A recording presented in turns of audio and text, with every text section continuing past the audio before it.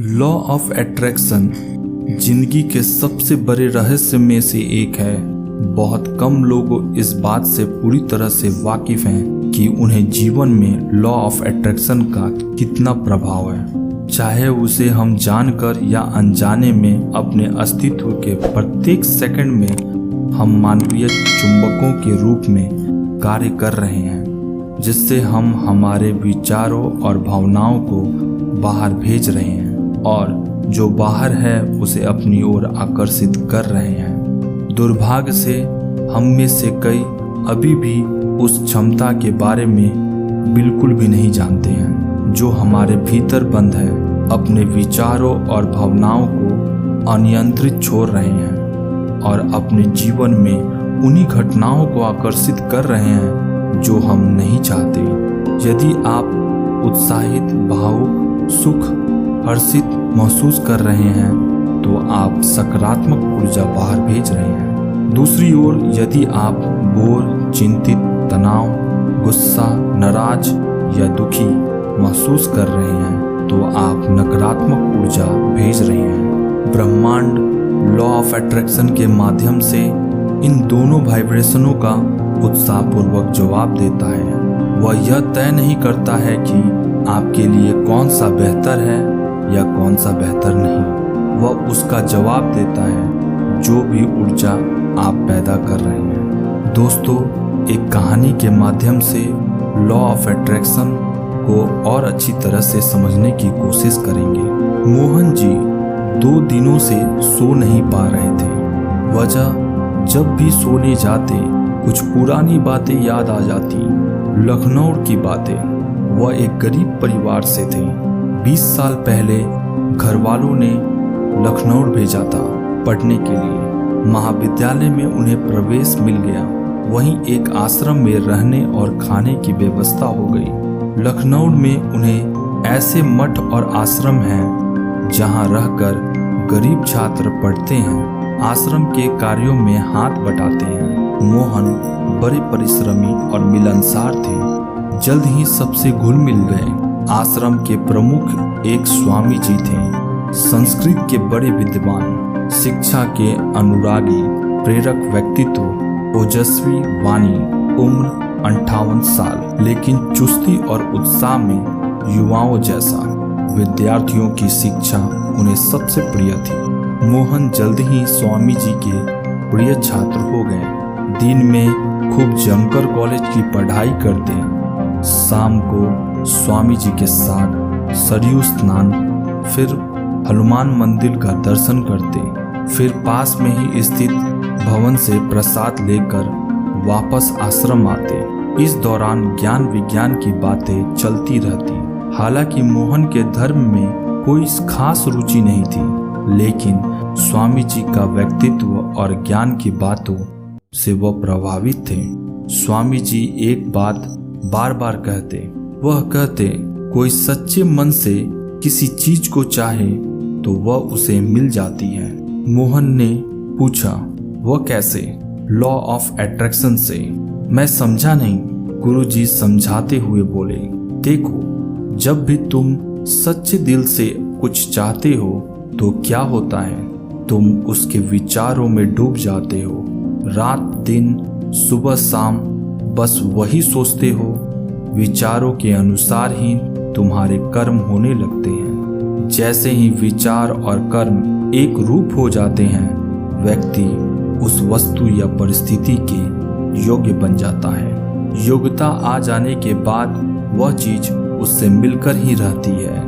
इस सिद्धांत से लाभ उठाने का क्या कोई सरल तरीका भी है? मोहन ने पूछा। हाँ, ईश्वर के प्रति नियमित और सच्चे दिल से प्रार्थना करके हम लॉ ऑफ अट्रैक्शन के सिद्धांत को अपने जीवन में क्रियाशील कर सकते हैं। मोहन ने प्रश्न किया, प्रार्थना करने से क्या होगा? गुरुजी समझाते हुए बोले, मन की बिखरी शक्ति एक लक्ष्य पर केंद्रित होगी, मानसिक ऊर्जा बढ़ेगी। बढ़ी हुई मानसिक शक्ति से कर्म में दृढ़ता आएगी। यह दृढ़ता लक्ष्य की ओर ले जाएगी। क्या सोचने से ही सब हो जाएगा?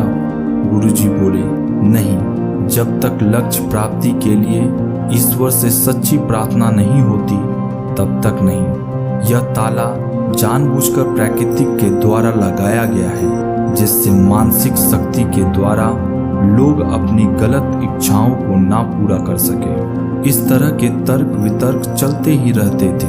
मोहन को यह सिद्धांत पूरी कल्पना लगता था।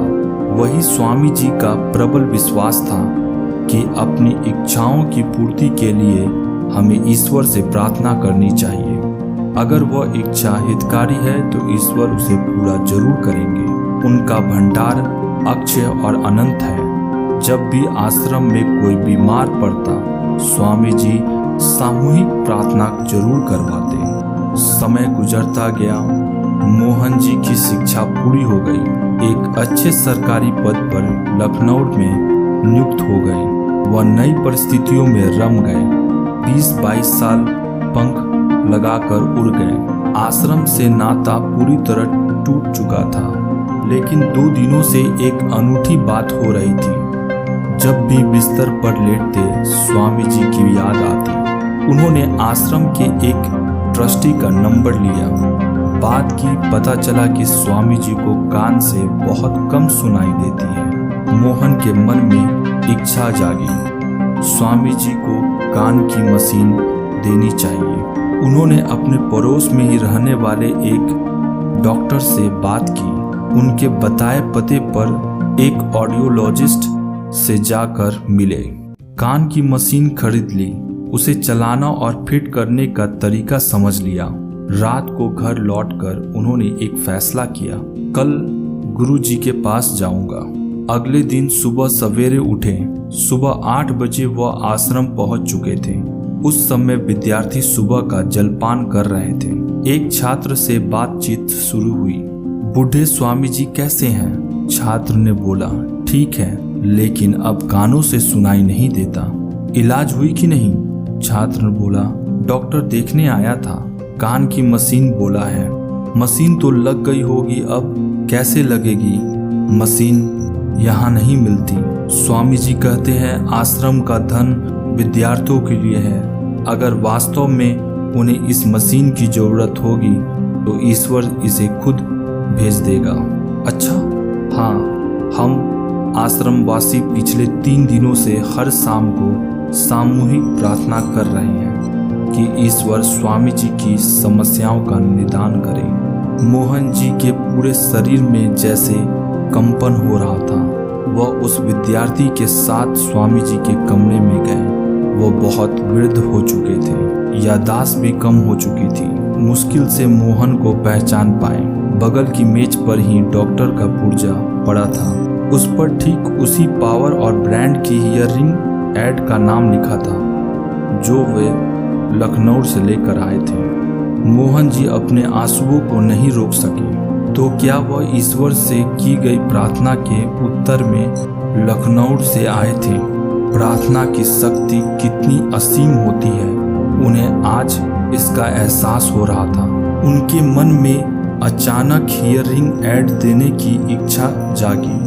उन्हें एक अच्छा ब्रांड और पावर का महंगा हेयर ऐड ही पसंद आया। वह आश्रम आए। यह सब कुछ उस प्रार्थना की शक्ति से हुई जो हर मनुष्य के हृदय में विद्यमान है। आज उन्हें इसका प्रत्यक्ष प्रमाण मिल गया। मोहन ने स्वामी जी के कान में मशीन लगाई, अच्छी तरह सब कुछ सेट किया, साथ वाले विद्यार्थी को भी समझा दिया। अब स्वामी जी आराम से सुन सकते थे। थोड़ी देर वार्तालाप के बाद चलने की आज्ञा मांगी। स्वामी जी ने उन्हें लड्डू का प्रसाद पूरे परिवार के लिए दिया। स्वामी जी को प्रणाम करके जब वे आश्रम से चले तो उनका हृदय अब पूरी तरह से शांत था। दोस्तों, अगर ये कहानी आपको अच्छी